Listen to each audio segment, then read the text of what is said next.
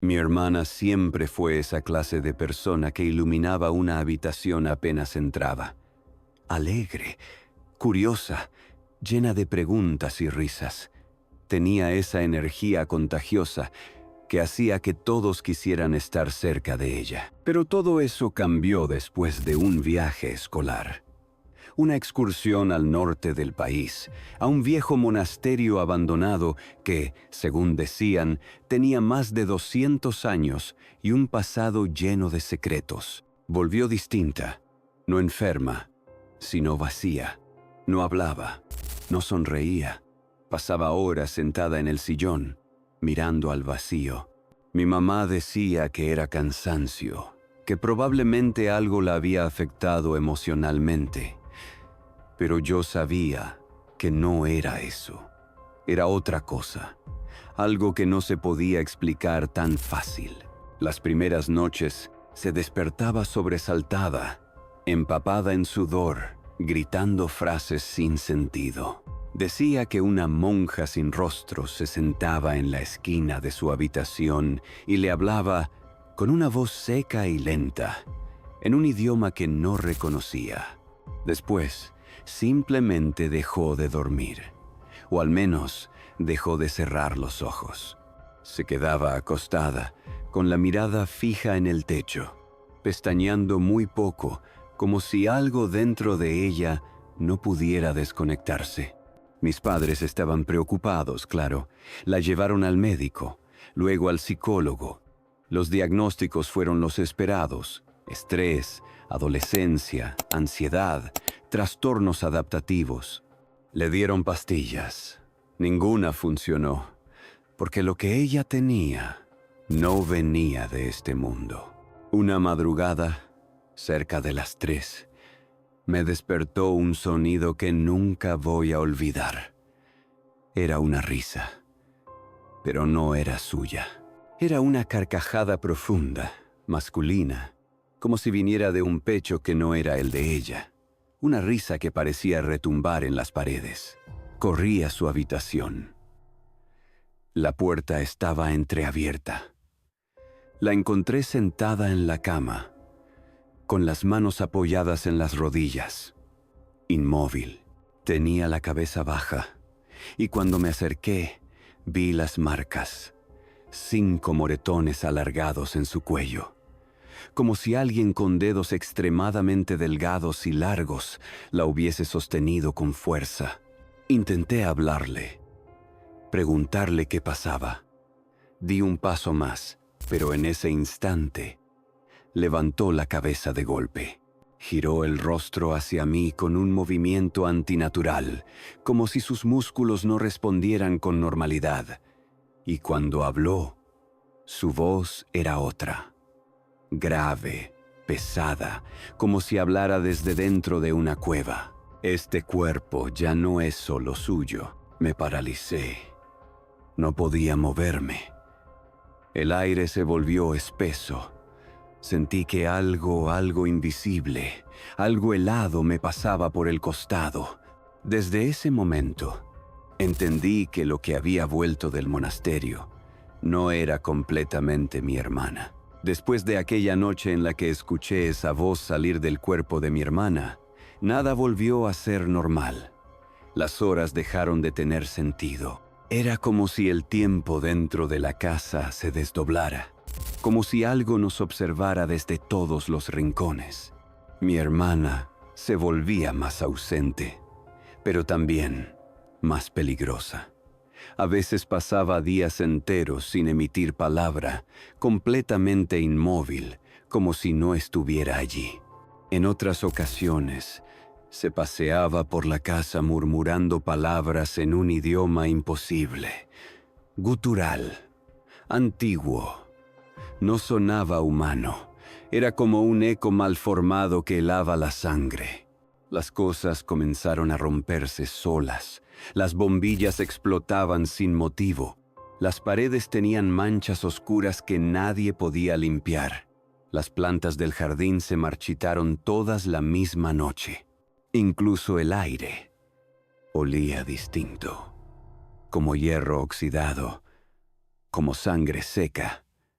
y en los pasillos se escuchaban pasos, pero siempre estábamos solos. Mis padres, ya sin saber qué hacer, buscaron a un sacerdote, no uno común. Este venía recomendado por alguien que había visto cosas. Era un hombre serio, de rostro marcado por los años y una mirada que parecía haber visto demasiado.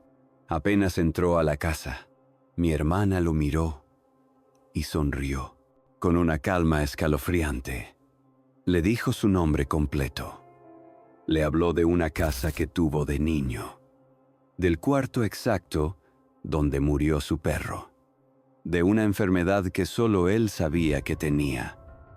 El sacerdote palideció, respiró hondo y dijo algo que nos congeló. Esto no es solo una posesión, es una deuda cumplida, una invitación aceptada. Esa misma noche preparó una habitación en el piso superior. Roció agua bendita en cada rincón, colocó sal alrededor del centro y armó una pequeña cruz hecha a mano. Encendió incienso, rezó con voz firme y pidió que colocáramos a mi hermana en el medio del círculo. Al principio, ella no se movió. Estaba en silencio. Pero cuando él comenzó las oraciones, su cuerpo empezó a tensarse, a doblarse de formas imposibles. Gritaba con una fuerza brutal y luego reía. Reía con una carcajada ronca, ajena, que no se parecía a ninguna risa que yo haya escuchado antes. En un momento, dejó de moverse.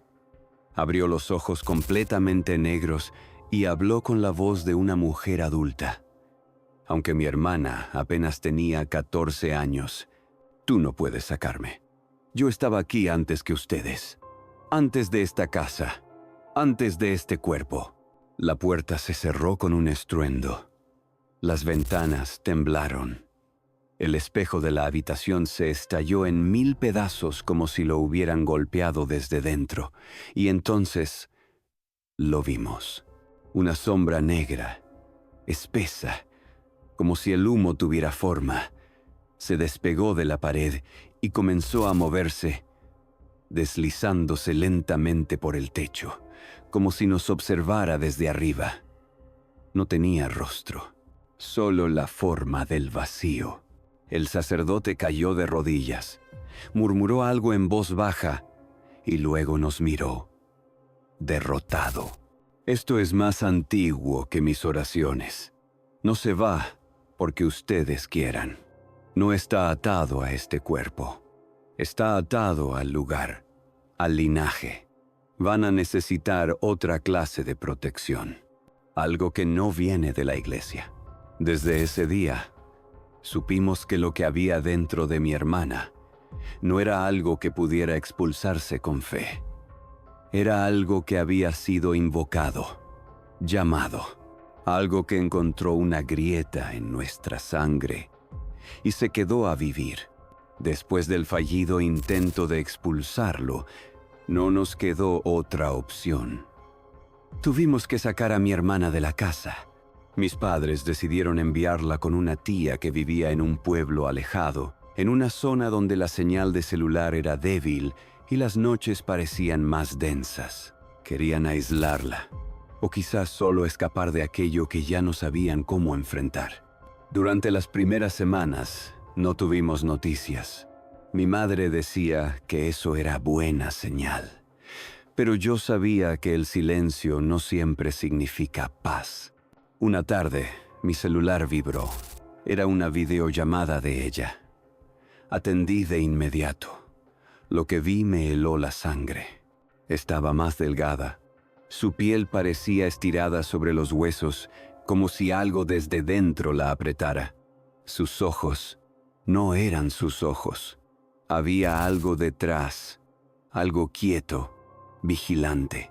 Me esforcé en sonreír, en no parecer asustado, y le pregunté si estaba bien. Ella me miró fijo.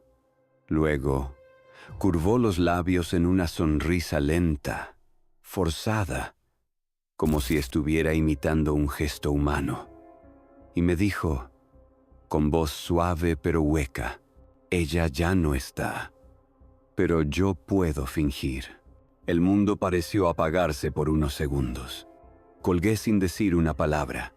Lloré en silencio esa noche, sin atreverme a contarle a nadie. Mis padres seguían creyendo que todo estaba mejorando, que su lejanía era parte del proceso. Decían que estaba descansando, que la tía les mandaba mensajes diciendo que comía y dormía bien. Yo sabía que todo eso era una ilusión, una fachada, hasta que un día una carta llegó por debajo de la puerta. No tenía remitente, solo una hoja amarillenta con tinta desvanecida que decía, «Gracias por cumplir el pacto». Mi madre leyó la nota. Fingió no entender. Mi padre la arrugó y la tiró al fuego. Nadie habló del tema.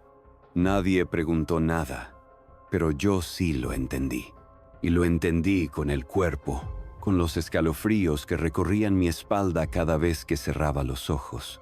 Mi hermana ya no era mi hermana. Era una silueta, una carcasa que fingía ser ella.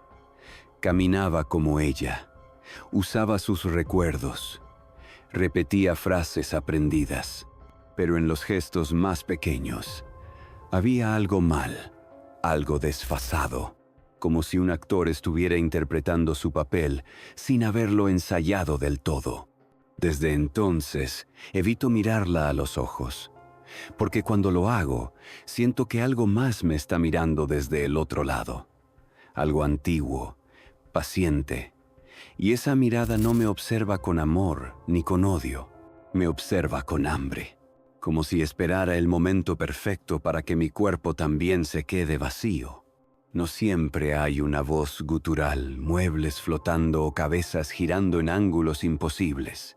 De hecho, muchas veces, el verdadero horror comienza con algo mucho más pequeño, más cotidiano, más fácil de ignorar. A veces empieza con un susurro tenue a las 3 de la mañana, cuando toda la casa duerme y el silencio pesa. O con una sensación inexplicable, esa incomodidad al estar solo que te hace voltear, sabiendo que no deberías. Con una mirada que no reconoces en alguien que conoces de toda la vida. Con una palabra dicha en sueños, en un idioma que jamás escuchaste, pero que tu piel parece entender. Al principio te convences de que es estrés, que fue una mala noche, que todos tenemos pensamientos raros, momentos de ansiedad, pero las señales no se detienen, solo cambian de forma. Las luces parpadean aunque cambies los focos. Los relojes se detienen a la misma hora. Las mascotas se esconden sin razón. Y la persona que conocías comienza a desaparecer. No de golpe, no de un día para otro, sino lentamente, como si algo estuviera reemplazándola desde adentro. Una risa que no suena igual. Una forma distinta de caminar. Un tono que no reconoces, aunque salga de la misma voz. Historias como esta no se inventan, se viven, se arrastran, se transmiten con miedo, no con orgullo. Son advertencias disfrazadas de anécdotas, susurradas en la oscuridad por quienes se atreven a recordar. Y lo más escalofriante es que se repiten, una y otra vez. En distintas familias, distintos países, distintos cuerpos, pero con la misma esencia, una puerta que alguien abrió y algo que cruzó y decidió quedarse. Si te atraen los relatos oscuros, reales o demasiado antiguos para ser comprendidos del todo, suscríbete. Cada semana compartimos testimonios que no todos se atreven a contar. Historias que te harán mirar distinto a tu entorno y a quienes comparten tu techo. Y recuerda siempre, el mal no siempre golpea la puerta. A veces se cuela por una grieta, Se disfraza de rutina, toma forma de persona querida y se instala tan cerca que cuando te das cuenta, ya está durmiendo en tu casa. Porque lo más aterrador no es lo que viene de afuera, es lo que entra en silencio, se acomoda en tu vida